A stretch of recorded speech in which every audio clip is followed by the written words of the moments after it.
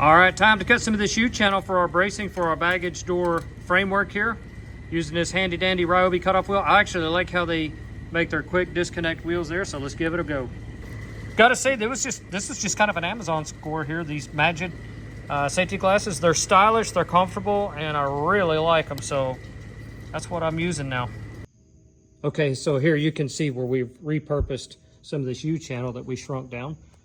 Right here on the end of that baggage frame right there, and then the other one right there.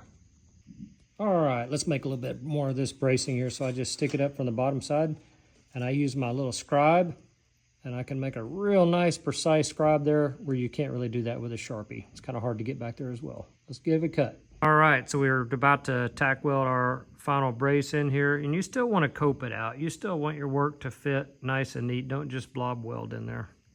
Okay, so I've got it laid out. I've just made sure I've got my top, bottom, and all that good stuff. It's going to be difficult to see. You can see this different color on both sides. It's like 35 thousandths or so. So it's pretty thin stuff. You can see my Sharpie marker. This is just a rough outline. So I'm going to get on the tinsmith here. I'm going to whack this out and see what our rough outline door looks like. Okay, I've got the rough layout here for the first side. Let's go. Ha-cha! All right, let's go. Final cut. Rough shape. Let's go see how she fits. Pretty stinking close. The top's a little high, but there again, that's where our latches are going to go. Little oversized there. It's easy to take a little bit off, but it's really difficult to add that metal. All right, I think it's time for some hinges and clecos to start holding this stuff in place. I've got some nice aluminum piano hinge here. So we'll get it cut down, get it clecoed in. Now I'm not holding the door. And then we'll start getting a more precise cut on the door and get it fit into place and start marking where our latches are going to go. Okay, I've got my hinge marked where my part is and my drop is. So let's go ahead and shear it up. Okay, so aluminum hinge, aluminum pin. I'm going to shear it. Makes a nice, clean, easy cut. It's better than a Sawzall or a Dremel tool.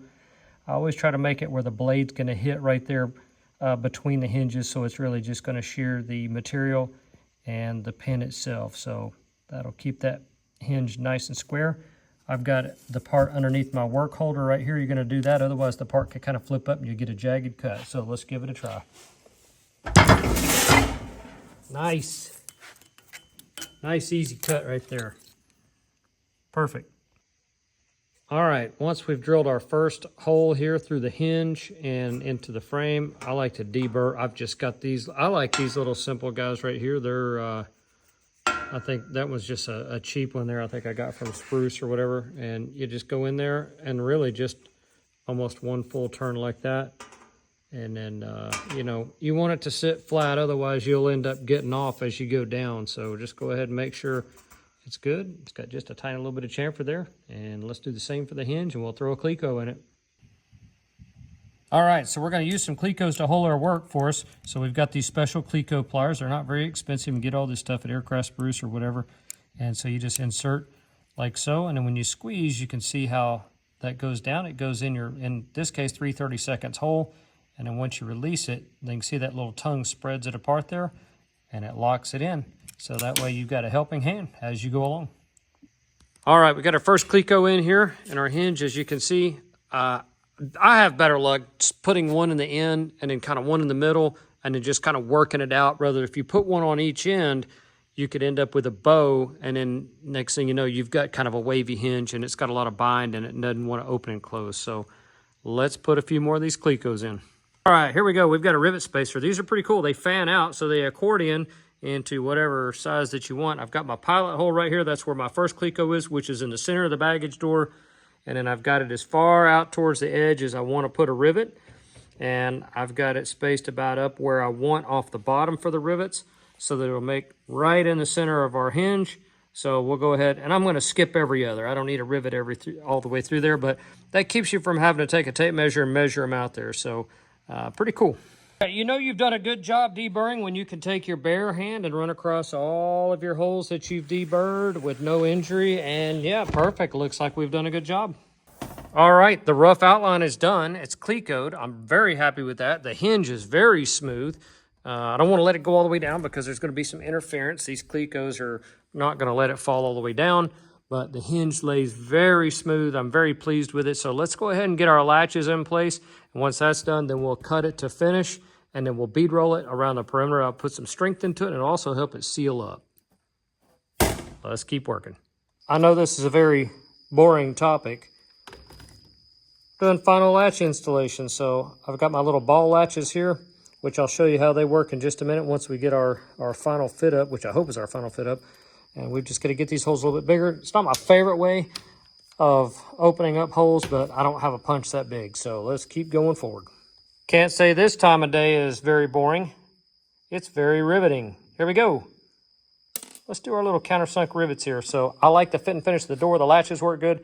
It's time to do a nice little flush countersunk rivet all down through here. We're going to use this handy dandy countersink tool here. Got a little Delrin base to keep from scratching your work. You can see inside there's got our countersink tools, but here's what it looks like and here's how it goes. It's spring loaded, push down. That little piece right there indexes into your rivet hole and puts just enough countersink on there, as you can see. Release, off to the next hole. Let's get after it. All right, I'm gonna make an attempt to hold the camera and do this where you can see this. So let's do a countersink. Here we go. So we're gonna put the little tip there, index it. You don't have to go too crazy. Okay, it feels like it's done cutting right there, so don't need to force it. Blow the chips out of there. We'll take our little countersunk rivet. Stick it down in there. Oh my gosh, that looks beautiful. Like it. And we'll squeeze those in there, call it a night. Boy, I'm gonna get some criticism over this one. Yeah, it's not a full rivet gun. It's from Cobalt. It's from Lowe's, but it does drive rivets very well. I've turned it down, and I do have a very expensive rivet squeezer, but this one also works very well if you're on a budget. So not everybody has $500 for a rivet gun. The squeezers here, I think I got these on eBay used for maybe 150, 200 bucks, something like that. They're super handy. As you can see, you just squeeze them. They're perfect for little precision jobs like this where you don't have two hands to hold a buck and run the driver. So you can hold the work with this and kind of get it squeezed and kind of get it started and then use both hands. And of course, these heads are interchangeable. As you can see there, I've got it set up for the flush rivet. So let's get to squeezing. Man, I'm super stoked how it turned out. So the door's done, the framework's done. The only thing that I have left to do is to just bead roll the very outside edge of this, which is just gonna put strength in it so the gasket will seal nice to the framework. But my buddy Steve turned me on to these little flush latches here. These little billet aluminum flush latches are super cool. They're super light, very strong. You can see they've just got a little ball. And then these are the sockets right here with a very positive engagement there. Let's listen. And I'm super happy with how it's turned out. So PA-12 baggage door and framework complete. Let's go on to the next project.